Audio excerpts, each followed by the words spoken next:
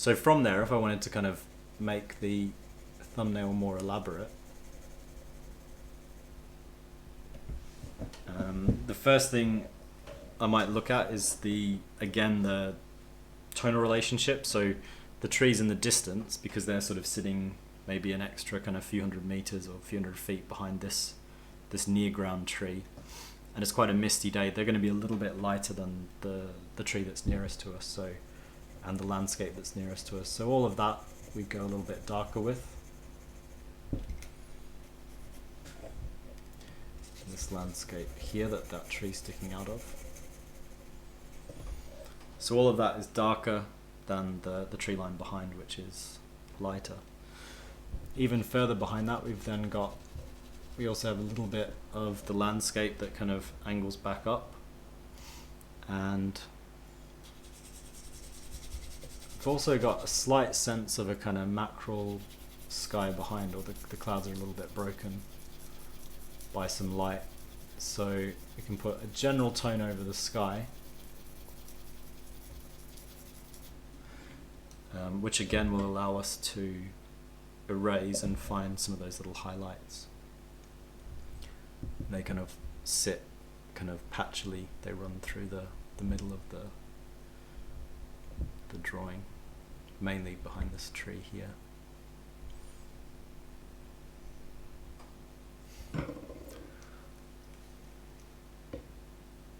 So that's divided it into its value groups, but again we would want to find details. So to keep developing it, I then want to find what's the actual kind of general shape of all these sort of tufty branches that stick off the tree. So I could start to find sort of smaller little masses. I know it goes pretty dark, it's going to be the darkest thing in the image, so I can go pretty much as dark as the pencil will go.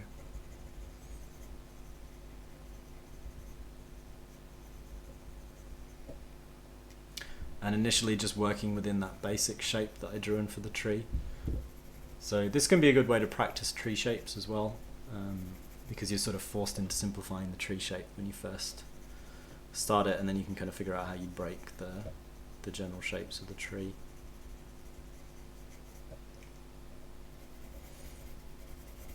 Or that simplified shape, how you break it up to capture the specific shapes of all the branches and the foliage that's coming off the tree. So then we've got some little darker bits that stick out the right hand edge.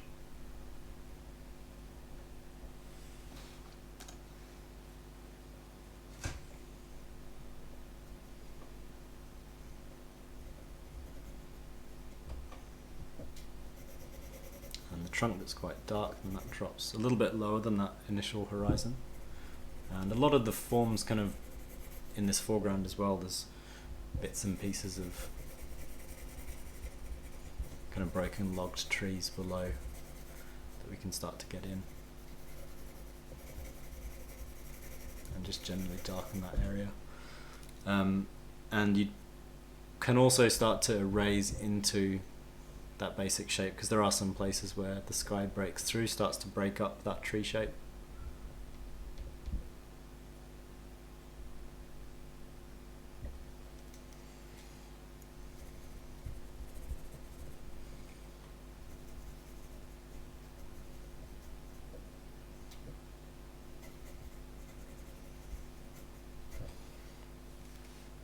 And we can also go in and then start just doing a similar sort of thing with the trees in the background, although they're not going to be as complex or as detailed. They're further away, so they sort of merge together, their shapes. They can go a little bit darker.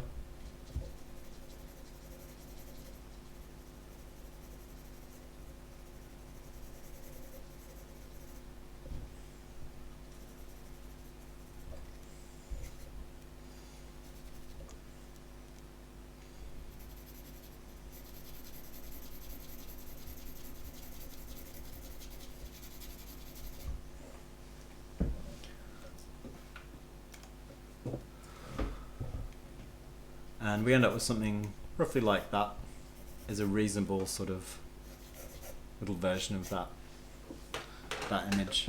So that allows us to sort of focus in on this tree figure out sort of where do you, again, I kind of probably naturally sort of thought about using that tree shape on the left hand side as balance. Without that tree shape, if I remove it,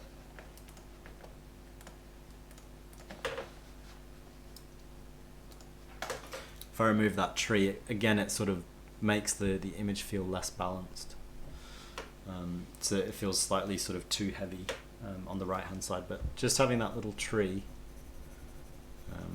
helps sort of balance that out, I think. And even if the tree wasn't necessarily there, you could shift it around and kind of mess around with those proportions and shapes.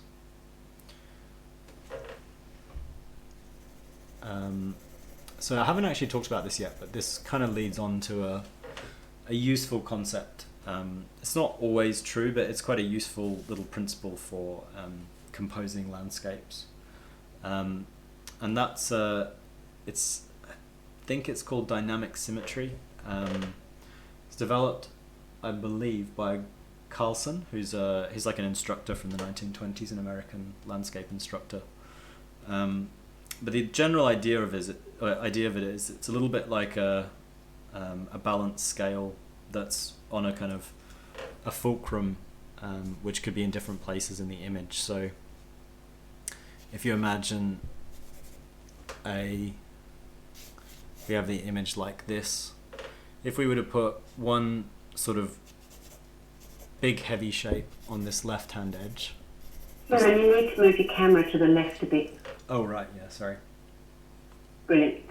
Perfect. Thanks.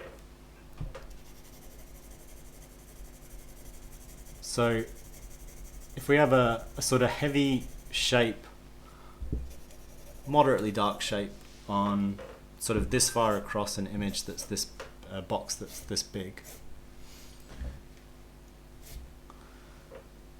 and we put a sort of equally dark little box on the right hand side in roughly the same position, this box sort of feels heavier than this little right hand box.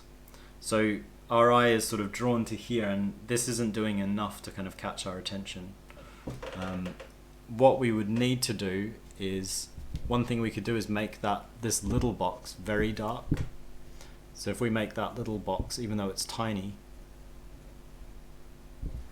much darker, and maybe even lighten off the left hand shape.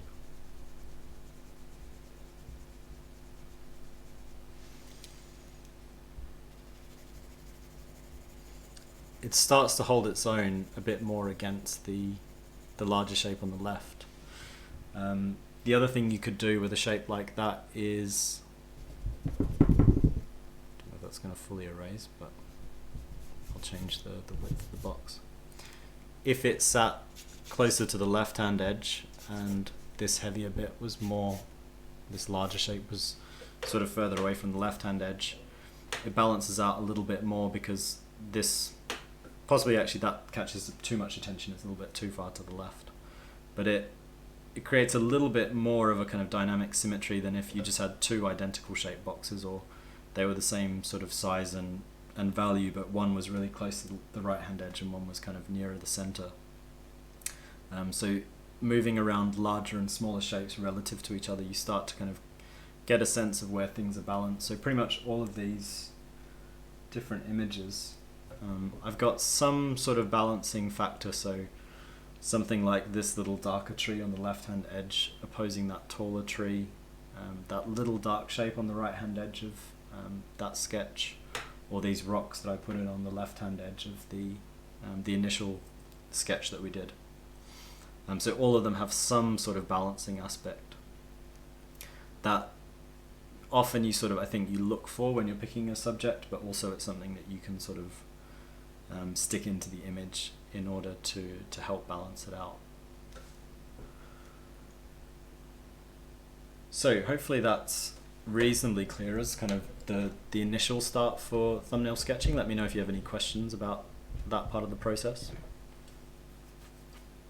It's always in black and white, isn't it? You're just trying to get the overall tonal. Yeah, you could do, I mean, we could do color-based thumbnail sketching. So say in watercolors or gouache, something quite quick drying. As I say, something like this one, which had the quite blue tones in the sky and then dark greens in the midground and then the yellow for the foreground, it might be useful at this scale. You could, if you were fairly quick at mixing colors, test out those colors. Again, one of the main reasons you do thumbnails is that they're so small, they're very quick to get down, whereas you don't have to try to fill in and sketch out a whole big drawing. You can go fairly detailed, so the next thing I'm going to do is kind of like a fleshed out thumbnail sketch, so a thumbnail sketch that pushes a bit further in terms of detail compared to these ones. But yeah, nothing's stopping you doing a color study or thumbnail sketches as color studies. The next 2 sessions are going to be studies in paint, which are only going to be sort of 5x7 inch. They're not huge, maybe like that sort of size relative to these. So we're not scaling up to a massive size for the color studies anyway.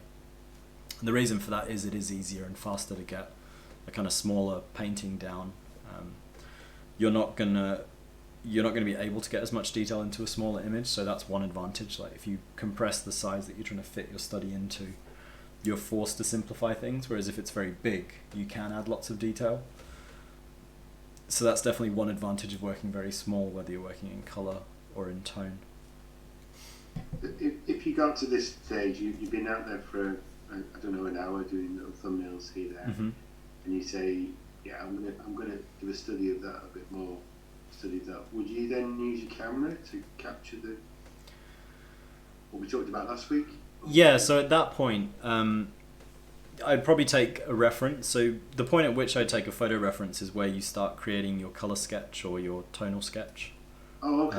Right. So kind of alongside it, ideally maybe take a few photo references throughout the process of painting. So you maybe have one when you start, one kind of midway through, and one at the end, because particularly the end, you might find that if you have been working for 2 hours, for some reason the landscape might have changed a lot, or light or color might have changed. And so if you just take one reference at the beginning and then 3 hours later you finish your sketch and they look quite different, it's not going to be as useful together. So ideally you want a photo that at best kind of matches the particular kind of shadow patterns that you're seeing when you're drawing in those tones. But there is flexibility, it's not absolutely crucial. But yeah, that's about the point where you'd start taking photos. I probably wouldn't, unless you were using your smartphone to kind of crop and sort of use it as a thumbnailing tool, I wouldn't start taking any photo references until you actually start doing a longer piece, a longer study. Yep. So I'm just gonna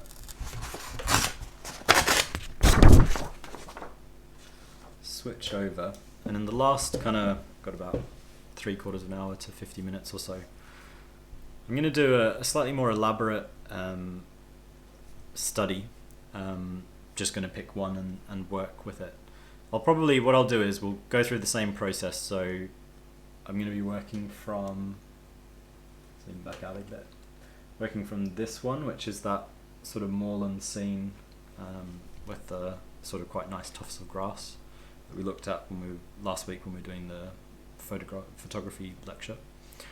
So I'm going to be working with this one. I'm going to do a few little tests just to see what sort of shape I want to put it into, and then turn it into working at a sort of 2 to 3 inch size, a bit more of a detailed drawing of this one, so pushing some of the more kind of subtle tonal relationships, which is going to be about the extent of how detailed I would go with a thumbnail sketch. But it still won't take too long to do, just because, as I say, it's so small. The scale makes it kind of like, it's not going to take you as long to cover the tones. So if you're working in pencil or you're working in pen, one thing that slows you down is if I was working at a full sort of A4 page for a sketch, just getting the tone down into an image that size is going to take longer than getting it into something that's just a few inches tall. Sorry to bother you, but that picture that you've got there, when I printed it out, it was actually in portrait. That looks a bit wider than portrait, but I can't see that you've got more picture in. Oh yeah, I think it's just because it's so dark. I wonder if it's actually. Let me see if I printed it slightly lighter so that you can see a bit more detail of of the grass, and I actually love it. I think the colours are beautiful. Yeah, I think I'm inclined to do this one as this one might be the one that I do for the final part where we do a kind of Yeah, the because detailed piece. the mistiness in that valley I've got is slightly pink. Yeah, there are some nice kind of mauves and pinks. I think that light filtering down. Yeah, it's absolutely lovely. Yeah, What's that? this one. Were you asking, Rob? Yeah, sorry. I'm just trying to get the right picture up. I think it's More Sunset 3 is the JPEG name. 3. Yeah. Okay.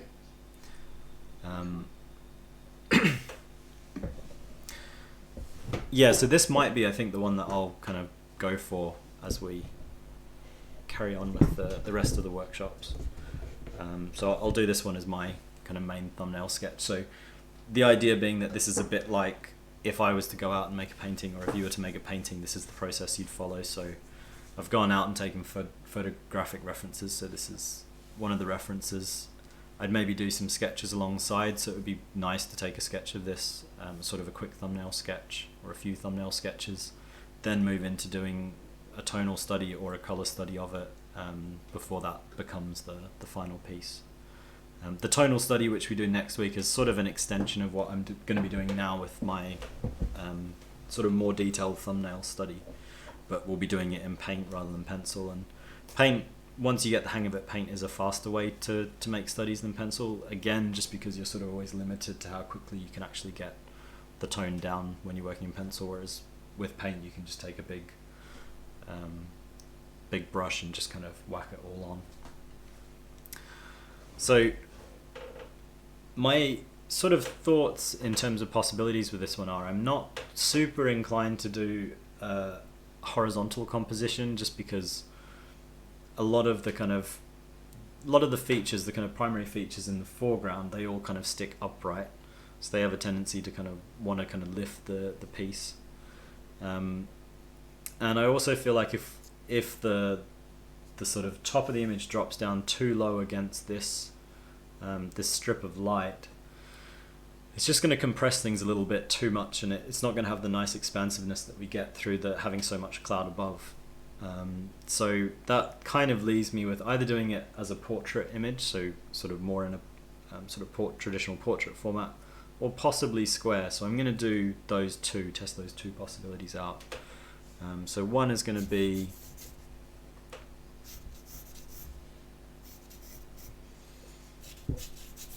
more of a typical sort of portrait shape, and then the other I'll do as a square. And I want to make sure I get a little bit of the green foreground in front of the clumps of grass, so I don't want to kind of crop it off immediately as they start, or like as though they're just kind of sprouting out of the bottom. Partly that just means I'm thinking of that because it kind of contextualizes what the grass is, whereas if we were to cut it and the grass were just emerging out, we wouldn't really have a sense of what type of grass, because maybe there's loads of grass in front that we don't see that's still growing, whereas you kind of get an idea that it's localized if you see that little bit of grass in front. Some other features in the foreground, so there's this little rock on the right hand side I quite like, so I'm inclined to try to get that in as well. I could maybe crop the left hand edge, so I wouldn't necessarily need to have it kind of sitting dead center. We could sort of crop in a little bit, so we've got the rock on the right hand edge, and then the left hand edge, the grass is kind of meeting and crossing. So that's a possibility that I'll try out. So one of them I'm going to try cropped in, and then the other one I might try cropped down. So we start with this vertical one. I'll pop the first line I'm going to put in is this sort of cliff edge.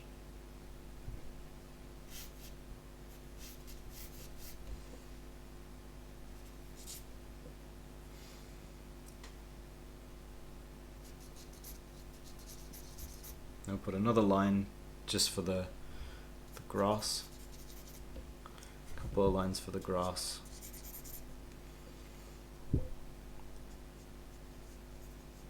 Little shape for that rock. zoom in a bit actually.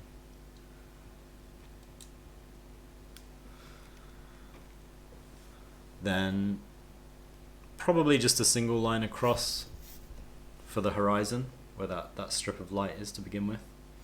And that's about it in terms of how much detail I'm going to go for. So those are my kind of major shapes and major lines. So I'll do the same thing with this square. Just let me crop it in a bit because it felt a little bit wider than a square.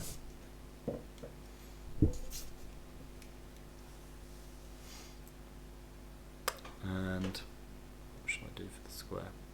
So the square, I'll put the grass central. So again, it's going to be pretty much the same shape as that one above.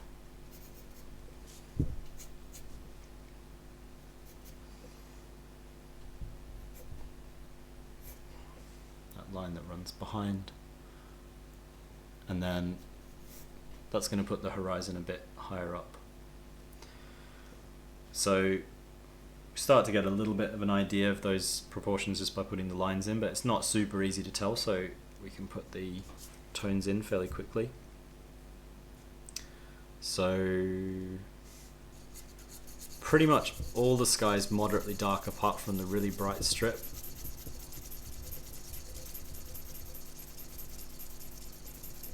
The landscape's a similar value to the sky, maybe slightly darker, but fairly similar. Pivot across a little bit so you can see roughly what I'm talking about. So the same thing for the sky on the square one as well. We're going to erase back into this tone to get that strip of glowing light at the cloud edge. And then the foreground elements are all quite a bit darker.